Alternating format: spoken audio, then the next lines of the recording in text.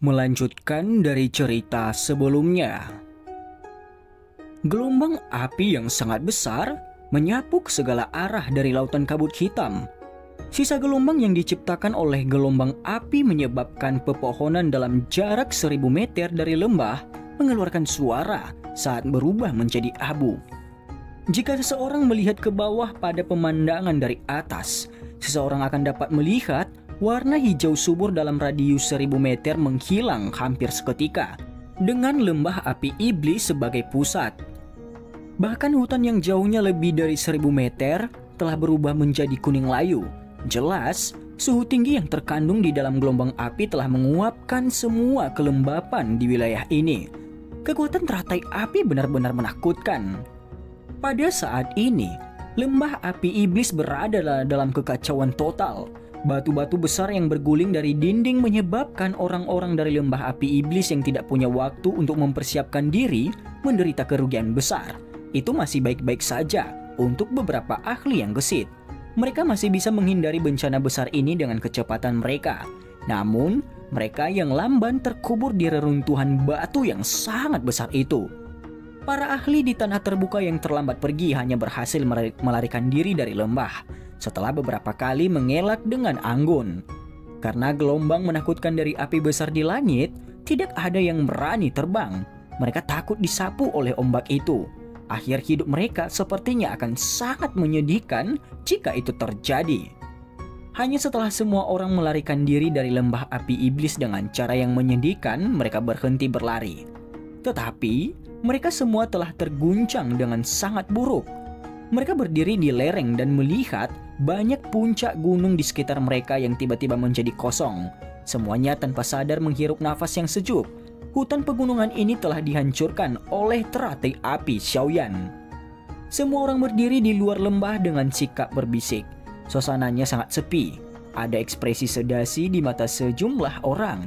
Kemungkinan bahkan elit biasa Douzong akan mengalami kesulitan menciptakan kehancuran yang menakutkan ini. Tidak disangka bahwa itu semua berasal dari tangan Xiaoyan.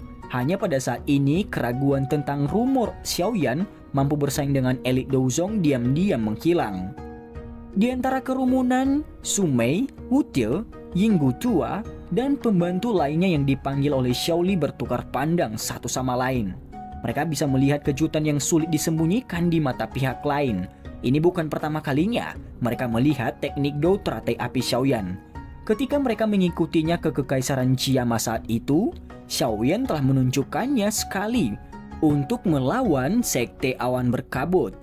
Namun kekuatannya jauh lebih lemah jika dibandingkan dengan sekarang.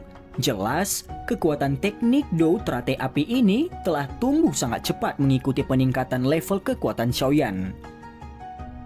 Kekuatan dari keterampilan ini sangat menakutkan dengan kekuatan Dou Huang bintang 6.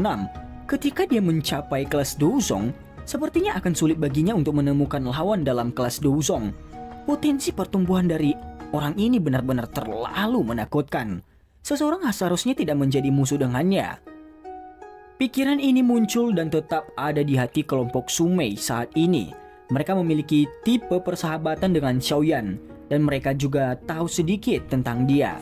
Orang muda ini telah membuat cukup banyak musuh selama bertahun-tahun ini. Meskipun banyak dari lawan ini jauh lebih kuat darinya, dia masih bisa bertahan sampai akhir. Selain itu, satu-satunya orang yang tumbuh lebih kuat selama pertempuran adalah dia sendiri.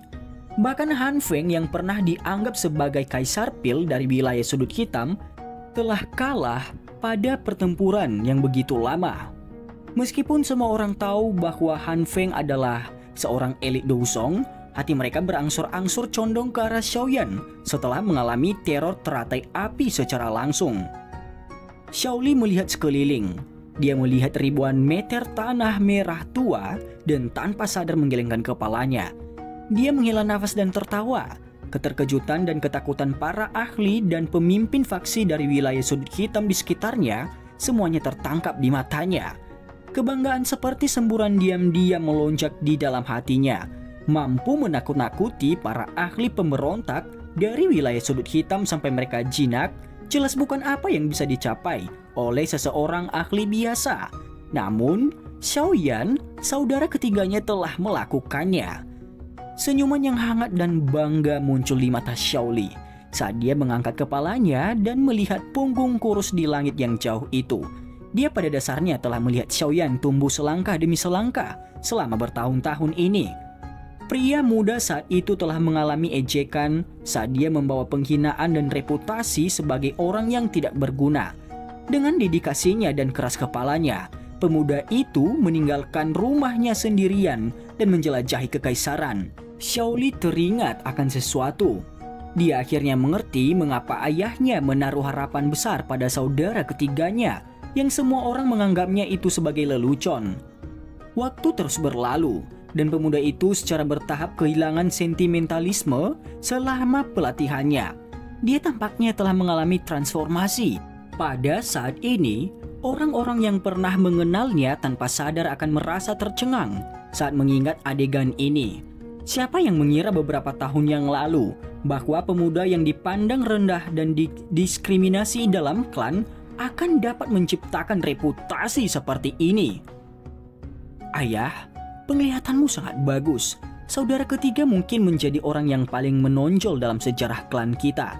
Dia bahkan mungkin bisa melampaui apa yang disebut leluhur klan Xiao yang mungkin tidak ada yang Anda sebutkan saat itu, ucap Xiaoli dalam hati. Beralih pada pertarungan Han Feng. Kabut hitam berserakan dan melayang di langit setelah letusan teratai api yang sangat menakutkan. Wilayah kabut hitam yang awalnya sangat besar telah hancur total pada saat ini. Mata Xiaoyan sedingin es saat dia menyaksikan kabut hitam yang menyebar dengan cepat. Dia mengeluarkan beberapa pil obat dari cincin penyimpanannya dan memakannya. Segera sedikit kemerahan muncul di wajah putih pucatnya. Menggunakan 3 teratai api berwarna menghabiskan banyak daukinya. Namun beruntung kekuatan Xiaoyan sudah kuat. Oleh karena itu gejala sisa secara bertahap turun ke dalam ketidaksadaran saat teratai api meninggalkan tangannya tidak terjadi lagi. Dokter peri kecil berdiri menghadap angin di samping Xiaoyan. Pesona iblis yang terkandung di mata ungu keabu-abuannya dengan tegas menatap ke tempat tertentu di kabut hitam. Kabut hitam yang lebat diam-diam berputar di tangannya saat dia bersiap untuk menyerang. Kabut hitam berangsur-angsur tersebar di bawah pengawasan kedua orang itu dan mengungkapkan sosok yang sangat menyedihkan di dalamnya. Saat ini pakaian Han Feng compang-camping. Tubuhnya bahkan tidak memiliki sedikit pun kulit yang terlihat normal. Gelembung darah muncul dengan cara yang padat dan rambutnya telah benar-benar terbakar. Wajah dan dadanya dipenuhi dengan bekas luka darah. Jika seseorang melihat dengan hati-hati, setengah dari tangan orang ini telah hancur berantakan. Darah segar menetes dari mereka.